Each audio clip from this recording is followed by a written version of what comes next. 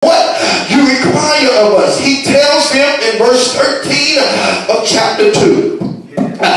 For the Lord, he is gracious. That's why you should turn to me, because I am gracious and merciful, slow to anger. Hallelujah. Don't have tempers like some of y'all. Slow to anger. Oh, bless the name of our God. And of great kindness, and repented him of the evil. Don't get caught up with that word repented when it relates to God. That doesn't mean that God has sinned. It doesn't mean that God made a mistake. When the Bible talks about God repenting, it merely refers to him changing his mind in response to how we have interacted with him. God is talking to somebody right now, and he's declaring that I'll change my mind concerning your situation if you will rip your heart in two just for me. Hallelujah. I know you don't want to touch pain, praise God, but if you want to get out of the dry place, rip your heart. Hallelujah. I know you came just to feel good, but if you want to see your family saved, rip it. Bless the name of our God. I know you love this facility and love this ministry, but if you want to see the city turned upside down, rip it. Bless the name of our God. Did you know that during revival, God is focused on the condition of our hearts? He's not concerned about us dancing. If you want to dance, we can turn on music. But what good is dancing with a heart that has not turned to God and has not been ripped into pieces and given back to God?